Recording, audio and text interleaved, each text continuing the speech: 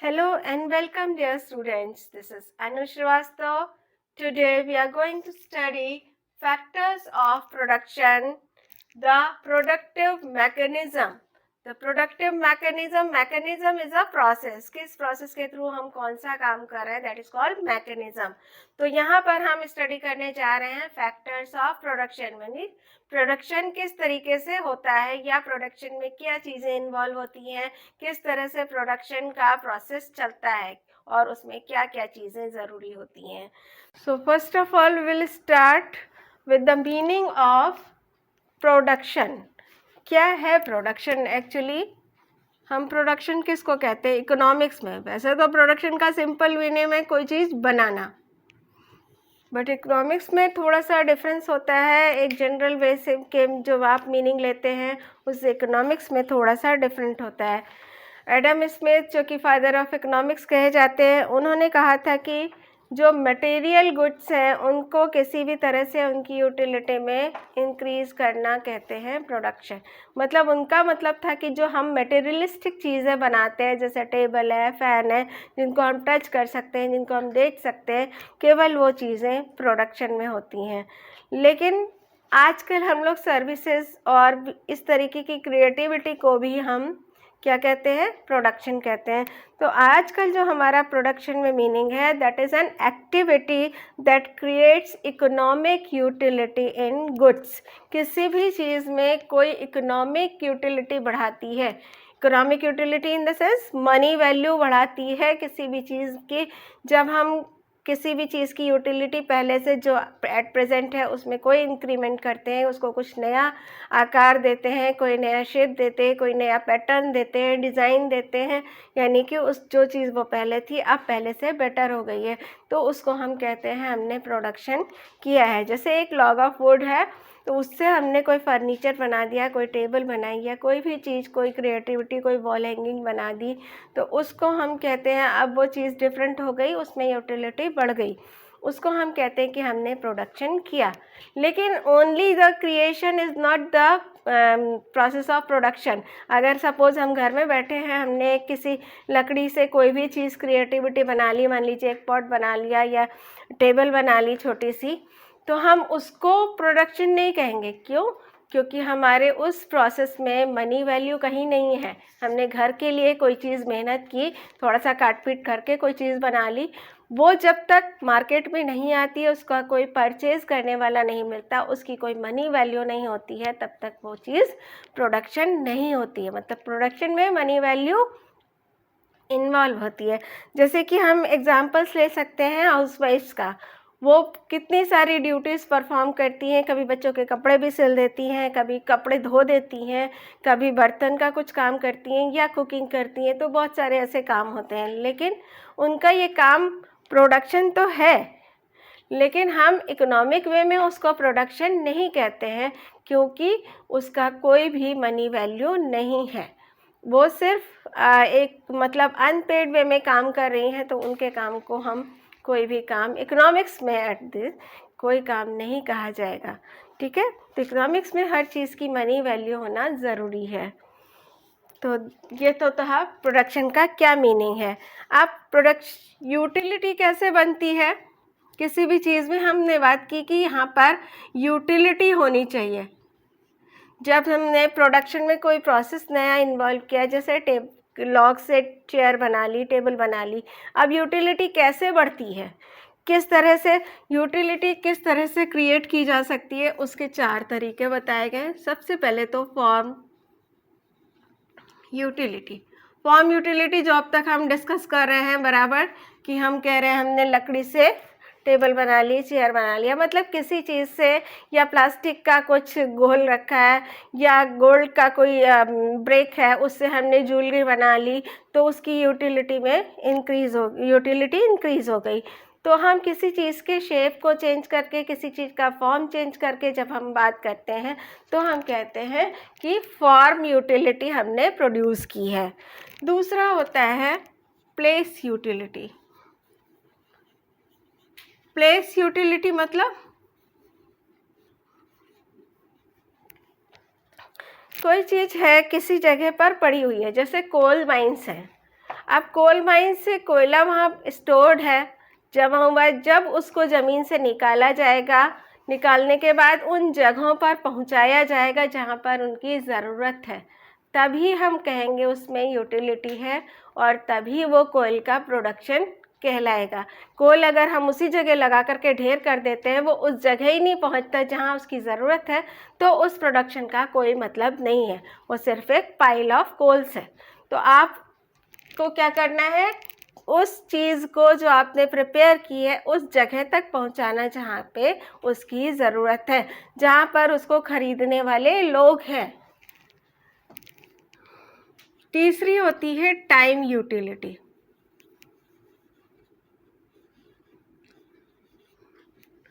Time utility बहुत सारी ऐसी चीज़ें होती हैं, जैसे वेजिटेबल्स है, मिल्क है, इकट्ठा प्रोड्यूस होता है। अब ऐसा तो नहीं आज 1 किलो दूध हो गया, कल 2 किलो दूध हो जाएगा, होता तो सब इकट्ठा है, लेकिन वो इकट्ठा कब तक होगा, यूटिलिटी उसकी कब तक रहेगी, जब तक कि वो ख़राब नहीं होता। वेजिटेबल्स है, साल में 2 या 3 बार ही प्रोड्यूस होती हैं, यूज़ तो हम लोग साल भर करते हैं। राइस है, राइस का प्रोडक्शन कुछ ही महीने 2 महीने ही होता है, साल भर उसको उगने में लगता है। गेहूँ है, साल भर उगाया जाता है, खेती की जाती है, तो साल में 1 बार वो प्रोड्यूस होता है। इस तरीके की कई चीज़ें, या सब्जी ही आप ले लीजिए, उनकी ज़्यादा से ज़्यादा कैपेसिटी क्या होती है, 2-3 दिन चल जाती हैं। अगर उन 2-3 दिन में उनको यूज़ नहीं किया गया तो उनकी यूटिलिटी बेकार हो जाती है। तो टाइम यूटिलिटी मतलब जब तक आप उसको, या तो आप स्टोर करके रखिए उसको फ्यूचर के प्रोडक्शन के लिए, फ्यूचर के यूज़ के लिए, तो उसमें यूटिलिटी बरकरार रहेगी, तभी हम कहेंगे वेजिटेबल्स का प्रोडक्शन हुआ। आपने प्रोड्यूस करके छोड़ दिया, उसको यूज़ ही नहीं किया, तो हम उसको इकोनॉमिक्स में प्रोडक्शन नहीं कहेंगे। तो हम इकोनॉमिक्स में जो प्रोडक्शन की बात कर रहे हैं, किसी चीज़ को जब तक परचेज करने वाला यूज़ नहीं करता है तब तक वो प्रोडक्शन नहीं है। And the next is service utility. Service utility, आप में काबिलियत है, आप पढ़ा सकते हैं दूसरों को, आपने जॉब की, आपको उसकी, उस पढ़ाने की जो आपने यूटिलिटी दूसरों तक पहुंचाई, उसकी कीमत मिल गई है, देन यू विल कॉल, ये हम कहेंगे कि हमने अपनी टीचिंग एबिलिटी को यूज़ किया है, उसमें यूटिलिटी प्रोड्यूस की है और टीचिंग का प्रोडक्शन किया है। डॉक्टर्स अपनी सर्विसेज प्रोवाइड करते हैं, उसके बदले में फ़ीस लेते हैं, तो डॉक्टर्स ने अपनी सर्विसेज को प्रोड्यूस किया। इसी तरीके से लॉयर है या कोई भी इंजीनियर है, ट्रांसपोर्टर्स है, वो सर्विसेज अपनी प्रोवाइड करके उसके बदले में पेमेंट्स लेते हैं, तो वो कहा जाएगा कि इन्होंने अपनी सर्विसेज को प्रोड्यूस किया है। तो ये सारी चीज़ें हैं जिस तरीके से हम किसी भी चीज़ में यूटिलिटी प्रोड्यूस करके प्रोडक्शन कर सकते हैं। तो बेसिकली प्रोडक्शन में 2 चीज़ें चाहिए होती हैं, one is utility and the second is money value. Now come to the factors of production. Factors of production क्या है? एक्चुअली फैक्टर्स ऑफ प्रोडक्शन वो सारी चीज़ें हैं, वो सारे फैक्टर्स हैं जो प्रोडक्शन प्रोसेस में इन्वॉल्व होते हैं। मतलब ये आप कह सकते हैं कि जिनके थ्रू हम किसी प्रोडक्शन को पॉसिबल करते हैं। जैसे किसी चीज़ का अगर हमें प्रोडक्शन करना है तो सबसे पहले एक हमें जगह चाहिए होती है, लैंड चाहिए, फिर उस पर लगाने के लिए कुछ पैसे चाहिए, जिससे हमें रॉ मटेरियल वगैरह चाहिए होगा, वो हम परचेज़ कर सकते हैं। तो सेकंड हो गया हमारे पास कैपिटल होना चाहिए, फिर हमारे पास लेबर होना चाहिए जो उस कैपिटल को यूज़ करे, या जो चीज़ें हमने रॉ मटेरियल उसमें यूटिलिटी प्रोड्यूस करके उससे कोई नई चीज़ बनाए। फिर चाहिए होता है एक एंटरप्रेन्योर मतलब जो ये रिस्क ले सके कि जो चीज़ वो बना रहा है वो सक्सेसफुल होगी या वो मार्केट में परचेज़ की जाएगी या नहीं, क्योंकि अगर परचेज़ की जाती है तो प्रॉफिट होता है, अगर परचेज़ नहीं की जाती है तो लॉस होता है। वो लॉस बेयर करने के लिए भी एक जोखिम उठाने वाला कोई चाहिए, उसको कहते हैं एंटरप्रेन्योर, जो ये सारी चीज़ों को यूज़ करने के बाद प्रॉफिट और लॉस का रिस्क लेने के लिए भी प्रिपेयर रहता है। वो मेंटली प्रिपेयर होता है कि अगर उसकी परचेज़ की डिमांड मार्केट में हो रही है तो वो प्रॉफिट में रहेगा, उसको प्रॉफिट होगा, और अगर नहीं होती है तो उसको इतनी चीज़ों का लॉस भी हो सकता है। तो वो होता है एंटरप्रेन्योर। ये चारों चीज़ें मिलकर के किसी भी प्रोडक्शन प्रोसेस को पॉसिबल करती हैं। तो ये 4 चीज़ें थी आपके फैक्टर्स ऑफ प्रोडक्शन। अब फैक्टर्स ऑफ प्रोडक्शन में क्या क्या यूटिलिटीज़ या क्या कैरेक्टरिस्टिक्स है उसमें, जो आपको आप मतलब बताती हैं आपको कि क्या प्रोडक्शन इन चीज़ों से किस तरह से होता है। सबसे पहले जो फैक्टर्स ऑफ प्रोडक्शन है उसकी फर्स्ट कैरेक्टरिस्टिक्स है jointly used in the production. ये चारों चीज़ें हमने आपको अभी एक एग्जांपल दिया, उस एग्जांपल से क्लियर होगा कि ये चारों चीज़ें जब मिलती हैं तभी भी कोई प्रोडक्शन पॉसिबल होता है। इनमें से एक भी चीज़ नहीं होगी, या लैंड नहीं है, या कैपिटल नहीं है, या लेबर नहीं है, या एंटरप्रेन्योर नहीं है, तो प्रोडक्शन नहीं हो सकता। क्योंकि किसी भी चीज़ को ख़रीदने के लिए पैसा भी चाहिए, ज़मीन भी चाहिए कहाँ पे आप बनाएंगे, कैपिटल भी चाहिए और लेबर भी चाहिए जो उसको बनाएगा, प्रिपेयर करेगा, और जोखिम उठाने वाला भी चाहिए। तो ये सारी चीज़ें, all the factors of production are jointly used in the production. Second है वेरिएबल फैक्टर प्रोपोर्शंस। अब फैक्टर प्रोपोर्शंस जो होता है वेरिएबल होता है। ये हमने कहा कि चारों चीज़ें जॉइंटली यूज्ड होती हैं। जॉइंटली यूज होने का ये मतलब नहीं है they are equally used. Equally use नहीं होती है, they depend on the production. क्या आप कमोडिटी प्रिपेयर करने जा रहे हैं, उसमें हो सकता है किसी चीज़ में कम पैसे की ज़रूरत होती है, किसी चीज़ में ज़्यादा पैसे की ज़रूरत होती है। तो ये डिपेंड करता है कि हमारी प्रोडक्शन, जो कमोडिटी हम किस चीज़ का प्रोडक्शन करने जा रहे हैं, उसमें हो सकता है किसी में मशीन की ज़्यादा ज़रूरत हो तो लेबर की ज़रूरत नहीं होगी। अगर मशीन परचेज़ कर रहे हैं तो कैपिटल ज़्यादा चाहिए, लेबर ज़्यादा यूज़ कर रहे हैं तो कैपिटल का अमाउंट थोड़ा कम हो सकता है। लैंड भी डिपेंड करती है कि आप किस चीज़ का प्रोडक्शन करने जा रहे हैं, उसमें आपको ज़्यादा ज़मीन चाहिए या कम ज़मीन चाहिए। उसी तरह से एंटरप्रेन्योर, कुछ चीज़ों में जोखिम कम होता है तो उसको लोग जल्दी से प्रोडक्शन करने के लिए तैयार हो जाते हैं। कुछ चीज़ों में जोखिम ज़्यादा होता है, उसमें प्रॉफिट लॉस का खतरा ज़्यादा होता है कि हो सकता है प्रॉफिट, हो सकता है लॉस हो। तो वो सारी चीज़ें ये प्रोपोर्शनली यूज होती हैं कि किस कमोडिटी का आप प्रोडक्शन करने जा रहे हैं, तो उसमें कितने अमाउंट पे कौन सा फैक्टर यूज़ करना है, तो उनका प्रोपोर्शन चेंज हो सकता है। ये नहीं कि आप अगर किसी चीज़ की 1 कमोडिटी प्रोड्यूस कर रहे थे तो आप 1:1:1 का अगर आपने प्रोपोर्शन लिया था, और सपोज़ उसका नेक्स्ट टाइम में डिमांड बढ़ गई और आपको अगर प्रोडक्शन बढ़ाना है उस चीज़ का, तो आपको केवल क्या करना होगा, रॉ मटेरियल जो आप बढ़ा रहे हैं, लेबर बढ़ा रहे हैं, बाकी लैंड आपकी उतनी ही रहती, लैंड वैंड इतनी जल्दी चेंज नहीं होती, तो प्रोपोर्शन चेंज हो जाएगा। थर्ड है physical existence.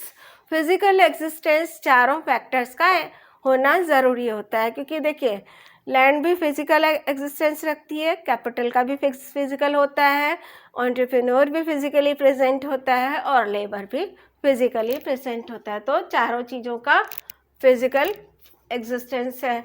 Use of factor services. Use of factor services में मतलब जो हमारे पास फैक्टर्स अवेलेबल हैं उनका हमें प्रॉपरली यूज़ करना है।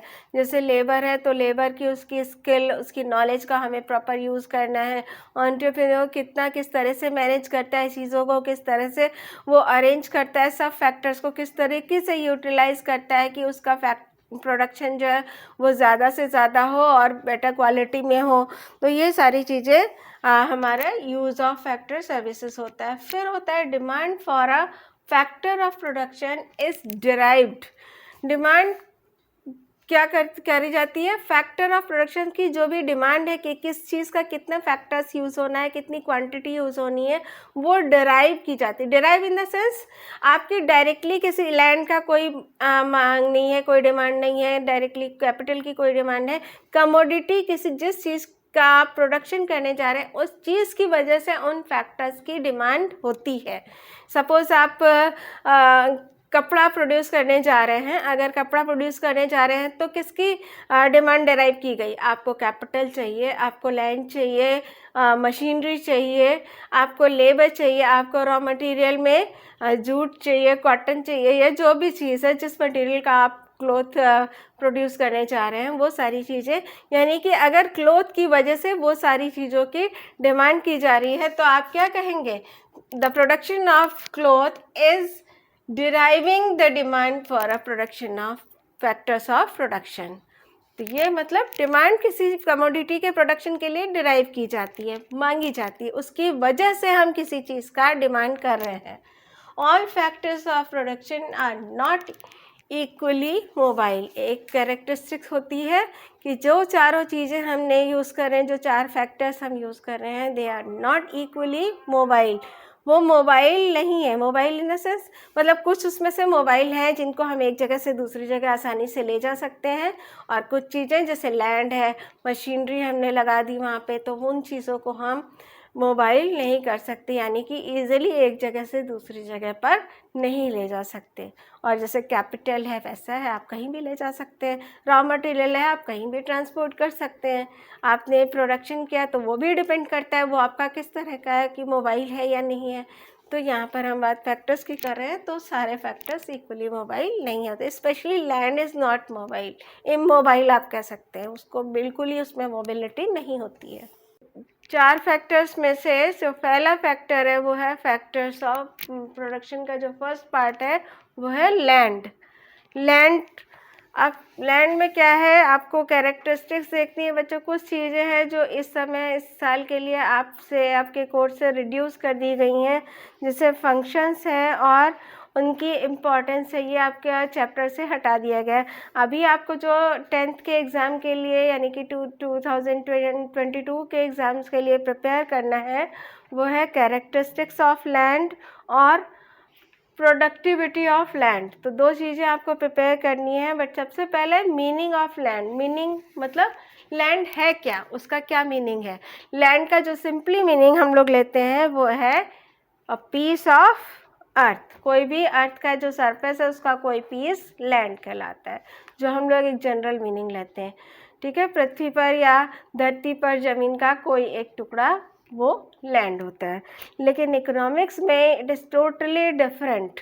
हम क्या कहते हैं इकोनॉमिक्स में, जो हमारा मीनिंग है, it is also surface of earth, but include इसके साथ ही जो हम इंक्लूड करते हैं वो चीज़ें हैं फ्री गिफ्ट्स ऑफ नेचर। जो हमें नेचर से जो चीज़ें मिली हुई हैं उनको भी हम इसमें इंक्लूड करते हैं, जैसे कोल माइंस हैं, जैसे ऑयल्स हैं, जैसे आप कह सकते हैं फॉरेस्ट है, उनकी लकड़ी हम लोग यूज़ करते हैं बहुत ज़्यादा। ये सारी चीज़ें जो रिसोर्सेज है, जो नेचुरल रिसोर्सेज हम जिनको कहते हैं, वो सारी चीज़ें भी हम लैंड में ही इंक्लूड करते हैं। तो ये सारी चीज़ें मिल करके या आप डिफाइन कर सकते हैं कि not only the surface of the earth but all those free gifts of nature, the supply of which can be regulated. Regulated मतलब आप सप्लाई को रेगुलेट ज़रूर करते हैं, आप उनकी सप्लाई को बरकरार रखते हैं इन फ्यूचर, लेकिन वो प्रोड्यूस की जाती हैं गॉड गिफ्ट की तरफ से, गॉड गिफ्ट की तरह से हमें मिली हुई हैं। जैसे फॉरेस्ट है, उनको आप मेंटेन रखते हैं। वाटर सप्लाई है, वाटर सप्लाई एक गिफ्ट है हमारे लिए, लेकिन हमको वाटर सप्लाई को रेगुलेट करना है, उसको इस तरह से यूज़ करना है कि वो प्रोड्यूस भी होती रहे और यूज़ भी होती रहे, उसकी कोई कमी ना होने पाए।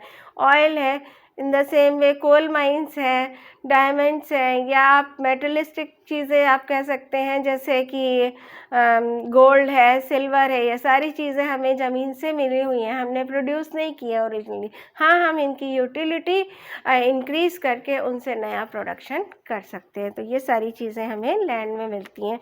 अब लैंड की कैरेक्टरिस्टिक्स क्या है, क्या होता है लैंड, क्या विशेषताएं हैं जो हमें लैंड को इम्पोर्टेंस देने के लिए मजबूर करती हैं। उसमें सबसे पहला है it is a free gift of nature, जो हमने अभी डिस्कस किया कि नेचर के द्वारा ये चीज़ें हमें एक फ्री गिफ्ट के रूप में मिलती है। मतलब इनके लिए हमें कोई कॉस्ट पे नहीं करनी पड़ती है, हम इनको सिर्फ कलेक्ट करते हैं। जैसे ज़मीन में है तो हमने ज़मीन से निकाल लिया, अब ज़मीन से निकालने में हमें जितना पैसा लगा, जितनी वैल्यू लगे, हमने उसका वो प्राइस डिसाइड कर दिया। तो ये होता है फ्री गिफ्ट ऑफ नेचर। दूसरा है लिमिटेड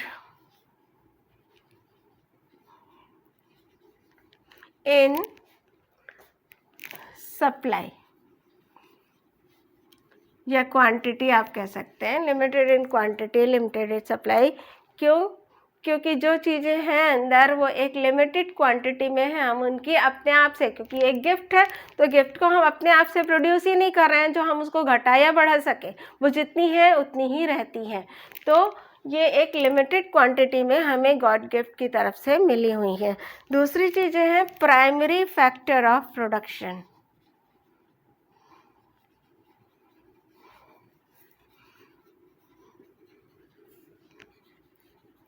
प्राइमरी क्या होता है बच्चों? प्राइमरी जो हमें फर्स्ट स्टेज में मिल रहा है, उसमें कोई भी चेंजेस नहीं है, जो हमें नेचुरली मिला है। तो जैसे सॉइल है, जैसे ऑयल है, जो हमें फर्स्ट स्टेज में मिला है, जो बेसिकली हमने निकाला है ज़मीन से, या हमें जो मिला है अर्थ पे, जो चीज़ें अवेलेबल है उसको एज इट इज़ वे में यूज़ करना कहता है प्राइमरी फैक्टर ऑफ प्रोडक्शन। उसमें जब हम कोई चीज़ चेंज कर देते हैं, उसकी क्रिएटिविटी बढ़ा देते हैं, उसमें कुछ क्रिएटिविटी करके उसकी यूटिलिटी बढ़ाते हैं, तो वो कह जाती है सेकेंडरी स्टेज में आ जाती है। प्राइमरी का मतलब होता है first stage. As the first stage वो कैसी हैं, तो वो प्राइमरी फैक्टर होता है। फिर है it is a passive factor.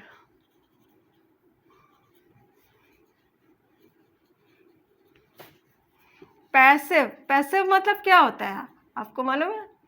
एक होता है एक्टिव, एक होता है पैसिव। जैसे आपने इंग्लिश में पढ़ा होगा, जो चीज़ें डायरेक्टली एक्टिव हैं वो मतलब उनको एक्टिव करने के लिए कोई और प्रोसेस की ज़रूरत नहीं पड़ती। बट जो हमें लैंड्स के थ्रू जो चीज़ें मिल रही हैं या नेचुरली जो चीज़ें मिल रही हैं, जैसे वाटर है, ऑयल है, कोयल है, या और भी जो नेचुरल रिसोर्सेज हमें मिल रहे हैं, जैसे कोई भी चीज़ें हैं, आप क्या कहते हैं, मिनरल्स हैं या कोई भी चीज़ है इस तरीके की, वो तब तक यूज़ नहीं हो सकती जब तक हम उसमें कोई क्रिएटिविटी नहीं कर रहे हैं। तो वो पैसिव है। पैसिव इन द सेंस कि हम उसमें कोई काम करेंगे, उसमें कुछ करेंगे, उसको रिफ़ाइन करेंगे। जैसे ऑयल है तो हमें रिफ़ाइन करना पड़ता है, कोल माइंस है तो कोल को क्लियर करना पड़ता है, क्लीन करना पड़ता है उसको, और चीज़ें जो नेचुरल रिसोर्सेज हैं उनको भी हमें एक रिफ़ाइंड वे में यूज़ करना पड़ता है। हम डायरेक्टली उनको यूज़ नहीं कर सकते कि हमने उठाया और उसको यूज़ कर लिया। पानी से भी हम कोई चीज़ बनाते हैं तब हम उसको यूज़ कर सकते हैं। तो ये पैसिव फैक्टर ऑफ प्रोडक्शन कहा जाता है। लैंड को हम डायरेक्टली यूज़ नहीं कर सकते, लैंड में कोई ना कोई हमें चेंजेस करने पड़ते हैं तब हम उस चीज़ को यूज़ कर सकते हैं। Next is land is permanent.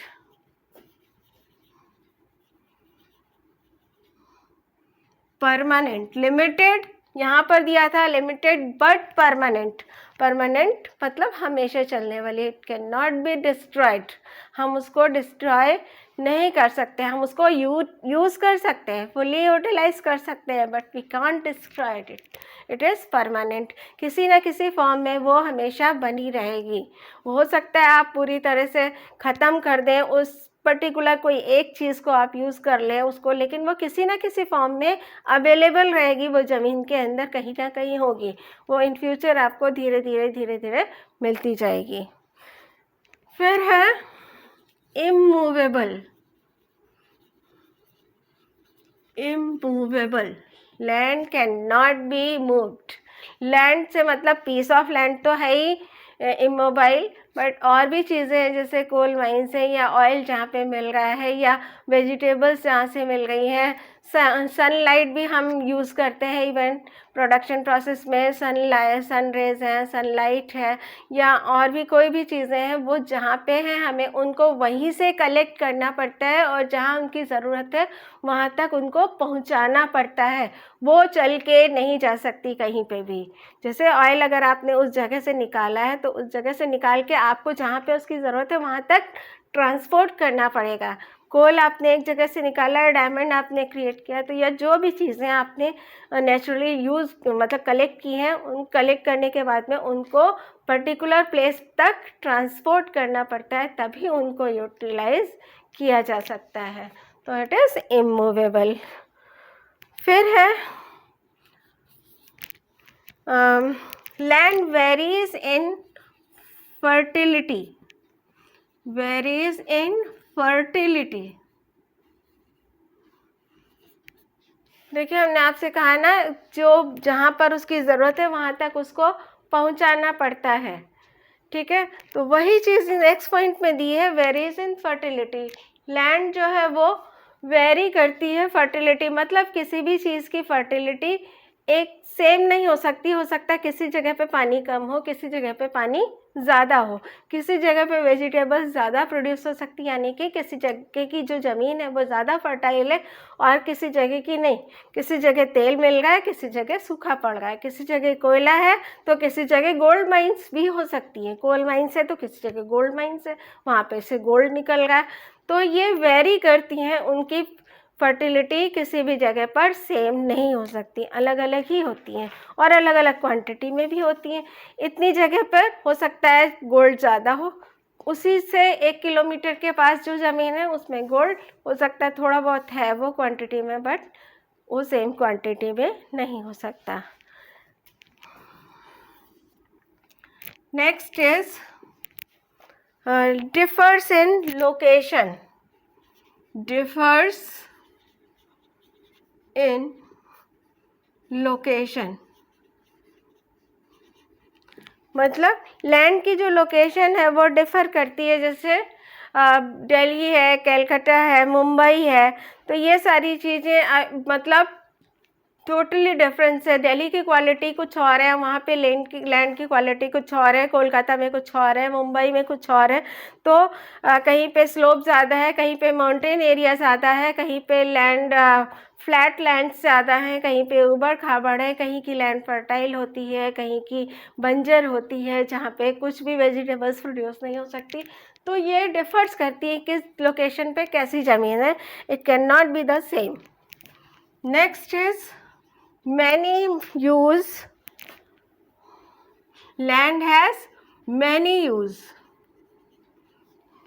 many uses मतलब एक पीस ऑफ लैंड को हम बहुत सारे तरीक़ों से यूज़ कर सकते हैं। वहाँ पे हम कोई फैक्ट्री डाल सकते हैं, वहाँ पर हम कोई घर बना सकते हैं, कोई ऑफिस बना सकते हैं, कोई स्कूल बना सकते हैं, हॉस्पिटल बना सकते हैं, या कोई भी अंडरग्राउंड प्रोसेस स्टार्ट कर सकते हैं, लाइक माइनिंग है या कुछ भी है।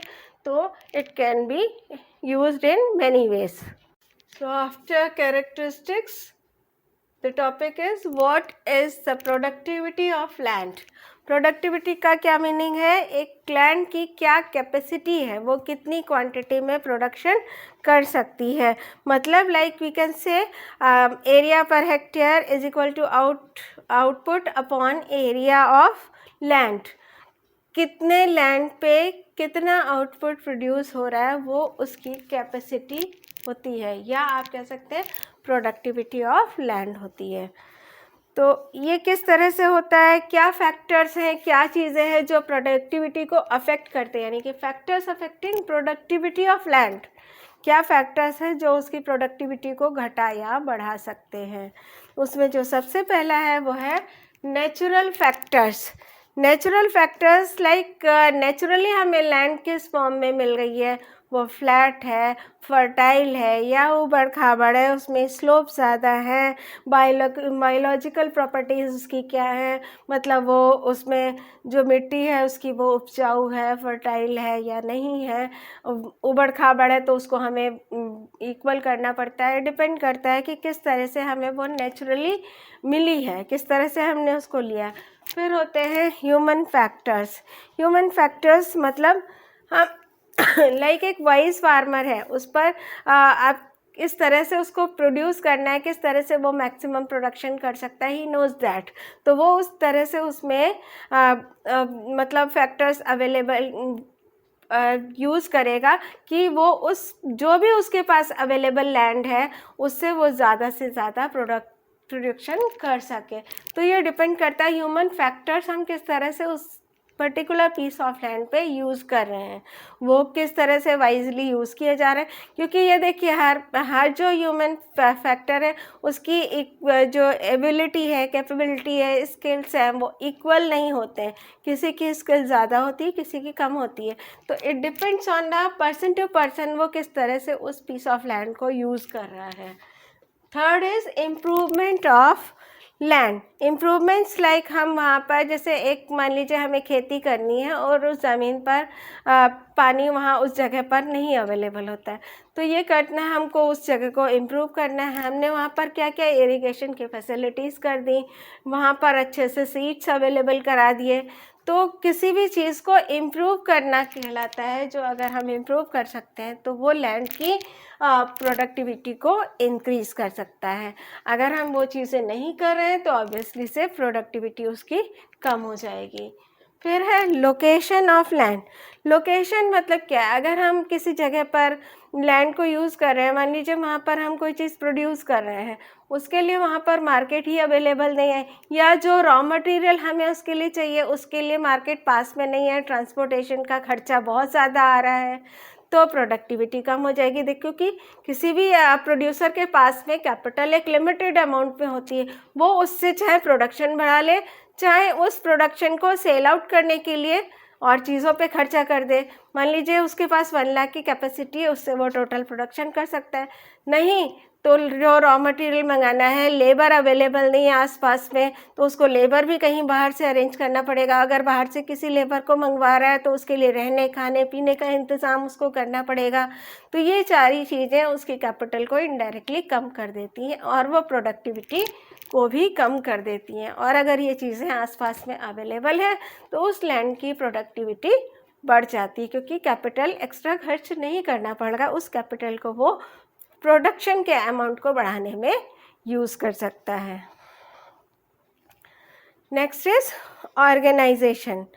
ऑर्गेनाइजेशन क्या होता है? जो हमारे पास अवेलेबल फैक्टर्स हैं प्रोडक्शन के लिए, उनको हम किस तरह से यूज़ कर रहे हैं। जैसे लैंड का हम यहाँ पर एग्जांपल बता रहे हैं, तो लैंड के लिए जो भी हम वर्कर्स यूज़ कर रहे हैं, अगर वो ट्रेंड है, उनको अच्छे से पता है किस तरीके के लिए लैंड पर किस तरह की चीज़ का प्रोडक्शन करना चाहिए, उसको एग्रीकल्चर के लिए यूज़ करना चाहिए कि उसको फैक्ट्री के लिए यूज़ करना चाहिए। It depends on the only the qualification of the workers और एंटरप्रेन्योर। वो ही जानता है कि वो उस ज़मीन को किस तरह से ऑर्गेनाइज करे ताकि वो प्रोडक्टिविटी बढ़ा सके। Ownership of land, the 6th point is ownership of ownership of land. Ownership का मतलब क्या है कि किस तरीके के लोगों में उसकी ओनरशिप है।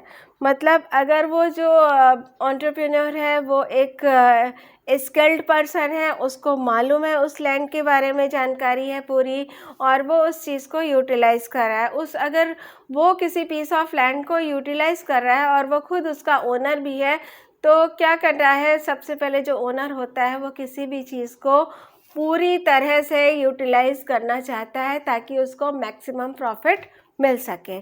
तो अगर वो ओनर है तो लैंड की प्रोडक्टिविटी ज़्यादा होगी।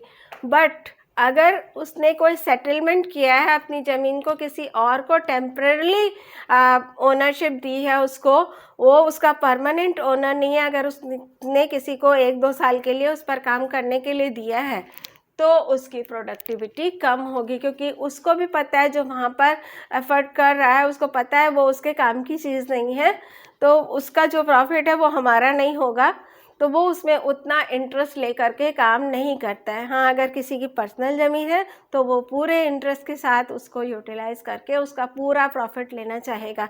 तो इट डिपेंड्स, आपका एक मेंटल होता है ना कि हमारी चीज़ें हम उसको अच्छे से यूज़ कर सकें, और अगर हमारी नहीं है तो हम वो उसमें उतना एफर्ट नहीं डालते हैं, क्योंकि उसको पता है जो प्रॉफिट होगा वो हमारा तो होना नहीं है, वो तो जो मालिक है, जो ओनर है, उसका होगा, तो वो उतना इंटरेस्ट ही उसमें नहीं लेता है। तो प्रोडक्टिविटी डिपेंड करती है ओनरशिप की प्रोडक्टिविटी। ओनरशिप अगर खुद ओनर है, सेल्फ है वो, तो वो प्रोडक्टिविटी को इंक्रीज़ करता है, और अगर किसी टेम्पररी वर्कर के पास में है तो उसकी प्रोडक्टिविटी कम हो जाती है।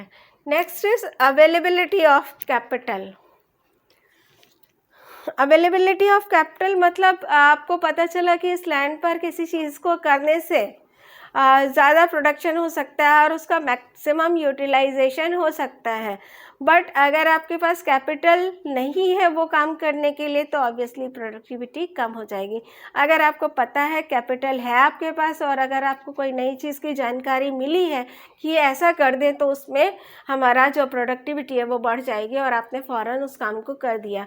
अगर किसी ने कहा सपोज खेती ही कर रहे हैं सिंपली, और किसी ने कहा ये क्वालिटी के बीज नहीं लेकर के तुम इस क्वालिटी के बीज ले लो तो तुम्हारी फसल पहले से बहुत बढ़ जाएगी, लेकिन अब उसको नया इन्वेस्टमेंट करने के लिए पैसे तो चाहिए।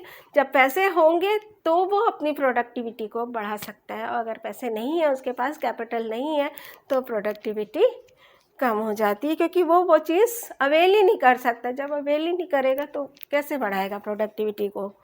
फिर है प्रॉपर यूज़ ऑफ लैंड।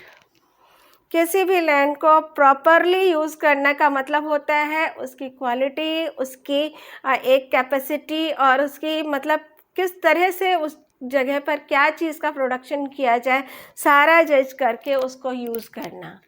हमने आपसे पहले भी कहा था कि कोई जो लैंड होता है वो एग्रीकल्चर के लिए बेटर होता है, कोई पर्टिकुलर वहाँ पे कोई माइंस के लिए कोई ज़मीन होती है वहाँ पे वही हो सकता है, किसी जगह पे फैक्ट्री लगाई जाती है तो फैक्ट्री ही लग सकती है।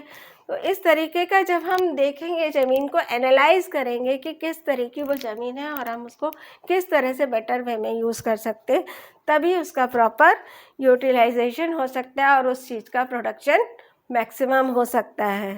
Next is state help. State help का मतलब है गवर्नमेंट हेल्प। गवर्नमेंट किस तरह से सपोर्ट कर रही है किसी चीज़ को। अगर आपको गवर्नमेंट सपोज एग्रीकल्चर के लिए हमने अभी एग्जांपल दिया था कि अगर आपको कैपिटल अवेलेबल नहीं है, बट अगर इनडायरेक्टली आपको गवर्नमेंट सपोर्ट कर देती, जैसे किसानों को आजकल गवर्नमेंट बहुत सपोर्ट कर रही है, उनको बीज अवेलेबल करवा रही है, उनको खाद देती है, उनको सारी जानकारी नेट के थ्रू आजकल मिल गई किसानों को, किस तरीके से वो किस तरह से खेती करें, किस मौसम में कौन सी चीज़ का बीज लगाएं, कौन सी फसल लगाएं तो वो अच्छा से अच्छा उनको प्रोडक्शन मिल सकता है। तो इन सारी स्टेट हेल्प से भी प्रोडक्टिविटी को बढ़ाया जा सकता है।